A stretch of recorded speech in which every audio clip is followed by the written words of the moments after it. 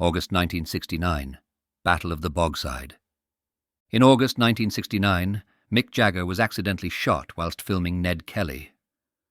A pistol loaded with blanks, which he was using at the time, backfired to drive the metal into his hand, the Sydney Morning Herald reported. Meanwhile, in Northern Ireland, shootings were common throughout August, as we saw more and more riots break out. It could be said that what happened in August 1969 had been feared by the Irish Minister for External Affairs, Dr. Hillary. On the 1st of August, Dr. Hillary met with representatives from the British government at the Foreign Office. It was during this meeting that he expressed his grave concern about the prospects of further violence in Derry, particularly about the planned Apprentice Boys of Derry parade through the city on the 12th of August. This year, there were plans for 73 bands to take part in the parade, instead of the usual 17 or so. However, the British minister rejected any proposals related to banning, rerouting, or reducing the size of the parade, as he didn't expect the situation in Derry would get out of hand. How wrong could one man be? On the 5th of August, in the early hours of the morning, the UVF detonated a bomb at the RTE headquarters in Donnybrook, Dublin, causing significant damage. The bomb was planted at the western end of the studios, destroyed the wardrobe department, and shattered windows in a large section of the building. At the time, only a skeleton staff were on duty, and no one was injured. This was the first bomb attack by the UVF in the Republic of Ireland, and marked the start of a bombing campaign by loyalist paramilitaries. The UVF claimed responsibility for this bomb in a statement issued on the 24th of October, 1969. Northern Ireland Prime Minister James Chichester Clark held a meeting with British Home Secretary James Callaghan on the 8th of August in London. Callaghan agreed to an increase in the number of security force personnel in Northern Ireland. It was also decided to allow the annual Apprentice Boys parade to go ahead in Derry.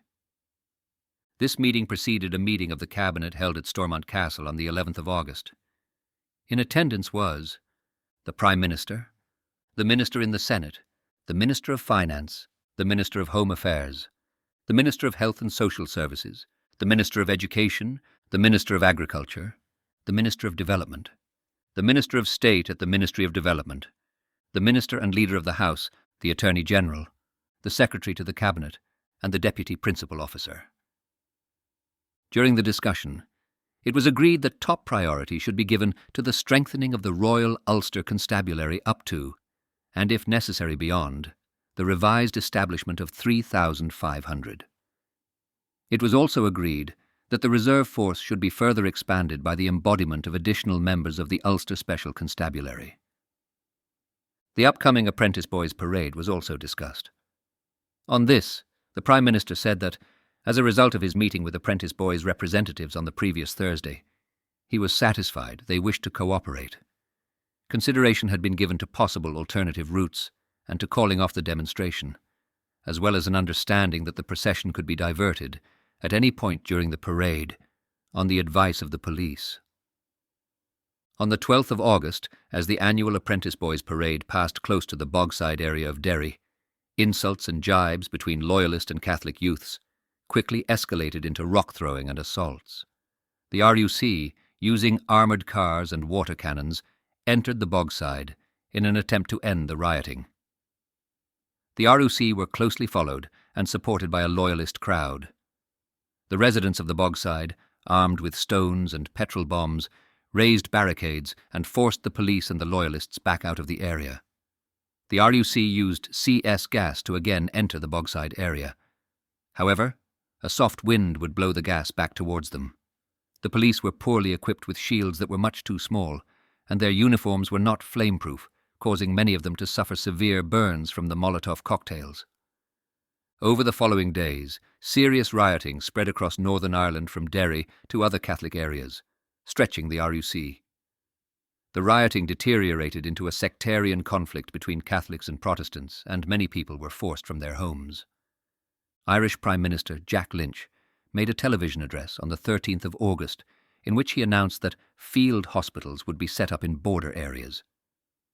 He went on to say that the present situation is the inevitable outcome of the policies pursued for decades by successive Stormont governments.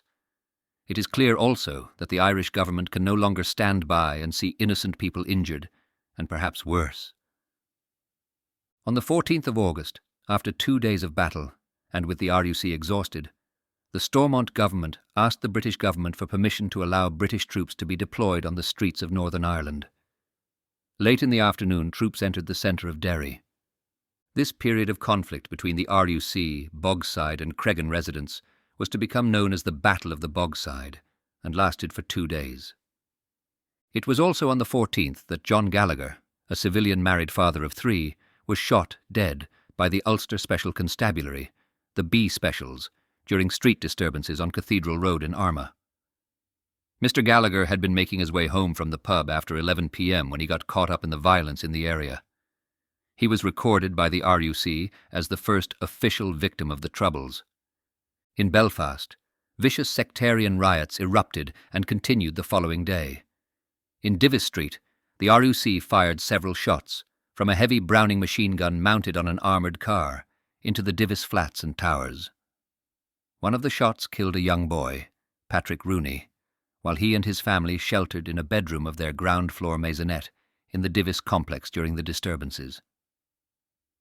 During an interview with the Irish Times in 1998, Patrick's father Neely recalled, "I was shot myself in the forehead, just a graze. But the blood flew out of my head, and my wife Alice, she thought Patrick had fainted at the idea of me being shot.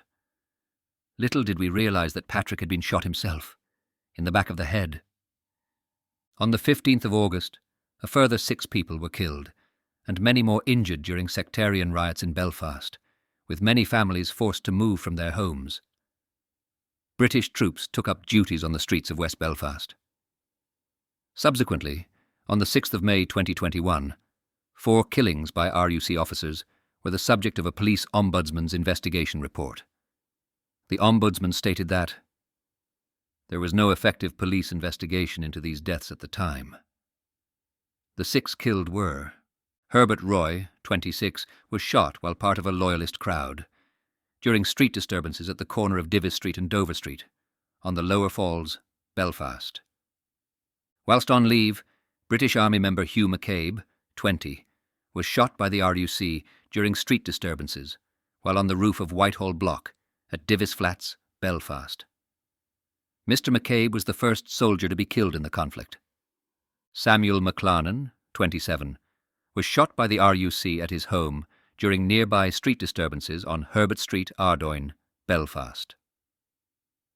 Michael Lynch, 28, was shot by the RUC during street disturbances on Butler Street, Ardoyne, Belfast.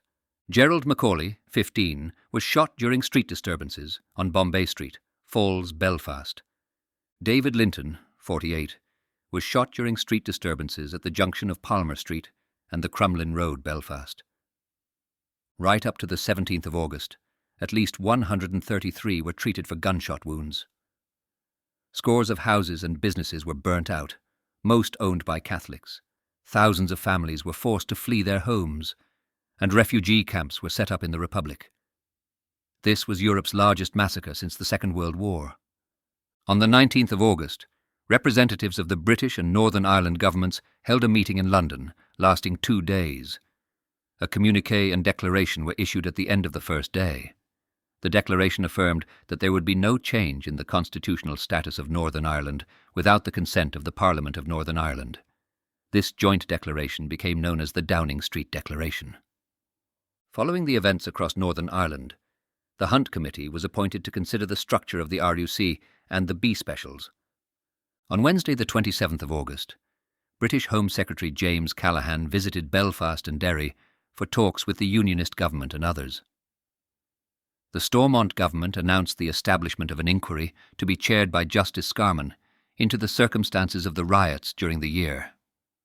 Following his visit to Northern Ireland, a statement on behalf of the Northern Ireland and British governments was released. This statement provided an outline of the work that would be undertaken on several further reforms, mainly in the area of local government administration, housing, and employment. Given that there seemed to be a lack of control over the situation throughout August, General Officer Commanding of the British Army Ian Freeland became Director of Operations for Security Matters, thus effectively removing control of security from the Stormont government. August ended with a 2-day liberation Fleadh, or Free Derry Fleadh, in Derry. It was organised by Eamon McCann and Mary Holland, and was held on the weekend of the 30th and 31st of August 1969. Many well-known Irish musicians came to Derry to take part, including the Dubliners, Tommy Mackem and the Armagh Pipers Club. I can't help but think that we're seeing history repeating itself here. This proved to be another situation where if a parade had been banned or rerouted, we could have avoided bloodshed. But then again, that's not an excuse for what transpired on all sides of the conflict. Thanks for listening to this episode of Tales of the Troubles. To ensure you never miss an episode, please click the follow button and enable notifications.